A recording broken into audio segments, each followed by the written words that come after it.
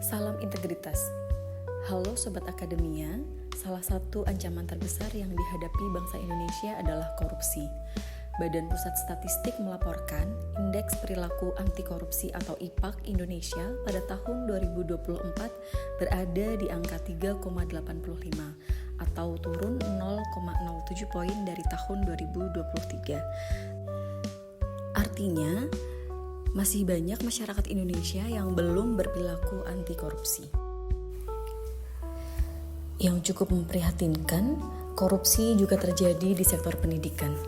Pendidikan tinggi yang seharusnya menjadi garda depan pendidikan karakter anti korupsi bagi anak bangsa tidak luput dari korupsi. Pada tahun 2023, terjadi kasus korupsi penyuapan penerimaan mahasiswa baru yang melibatkan rektor perguruan tinggi negeri. Padahal terdapat regulasi bahwa penyelenggara negara dilarang menerima gratifikasi dalam bentuk apapun dan menyalahgunakan jabatannya untuk kepentingan pribadinya.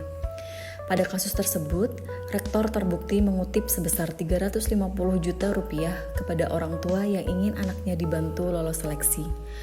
Kasus korupsi ini tentu sangat mencoreng dunia pendidikan dan mengkhianati prinsip-prinsip integritas. Lantas, bagaimana Civitas Akademika seharusnya bersikap agar korupsi tidak terjadi lagi di masa depan? Apa sih sebetulnya korupsi itu? Korupsi adalah tindakan penyalahgunaan kekuasaan atau jabatan publik yang dapat terjadi di berbagai sektor. Sederhananya, ciri korupsi ditandai dengan praktik penyuapan, pemerasan, penggelapan, nepotisme maupun segala praktik curang yang menguntungkan dirinya sendiri. Terkait dengan regulasi nasional mengenai pencegahan korupsi telah diatur dalam Undang-Undang 28 tahun 99 maupun Undang-Undang 31 tahun 99. Kedua undang-undang tersebut merupakan payung hukum bagi pemberantasan korupsi di segala sektor. Terkhusus pada pendidikan tinggi, Kementerian khususnya juga telah menerbitkan Permenristek Dikti nomor 33 tahun 2019 tentang kewajiban penyelenggaraan pendidikan anti korupsi atau PAK di perguruan tinggi.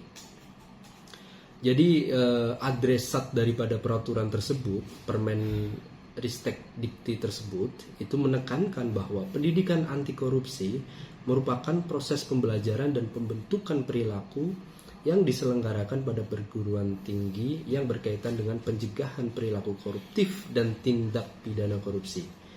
Hal tersebut tentu sesuai dengan considerance yang kalau saya pikir sangat filosofis di dalam Permenristek Dikti tersebut, yaitu terkait dengan upaya pencegahan perilaku koruptif dan tindak pidana korupsi, sehingga perlu diselenggarakan pendidikan anti korupsi di perguruan tinggi seluruh negeri, yang pada pokoknya mewajibkan seluruh perguruan tinggi untuk melaksanakan pendidikan anti korupsi berikut pengaplikasiannya kepada kebijakan-kebijakan yang akan diambil oleh institusi tersebut. Untuk mewujudkan kampus yang bebas korupsi, perguruan tinggi negeri di Indonesia mencanangkan zona integritas.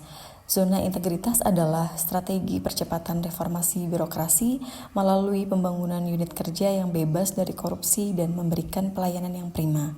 Di dalam zona integritas, universitas membangun budaya anti korupsi sehingga dampaknya dapat dirasakan langsung oleh masyarakat.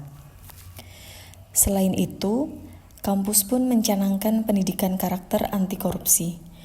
Bekerja sama dengan Komisi Pemberantasan Korupsi, Kementerian Pendidikan, Kebudayaan, Riset dan Teknologi telah menerbitkan buku pendidikan anti korupsi untuk perguruan tinggi. Pendidikan anti korupsi ini menjadi muatan wajib dalam pembelajaran mahasiswa yang diharapkan akan menanamkan nilai-nilai integritas kepada generasi muda. Bermacam hal dapat dilakukan untuk mencegah korupsi. Namun yang terpenting, kita cegah korupsi pertama-tama dimulai dari diri kita sendiri. Di sini dan saat ini dengan menjadi pribadi yang amanah dan berintegritas. Perubahan besar tentu dimulai dari perubahan-perubahan yang kecil demi kesejahteraan masyarakat Indonesia.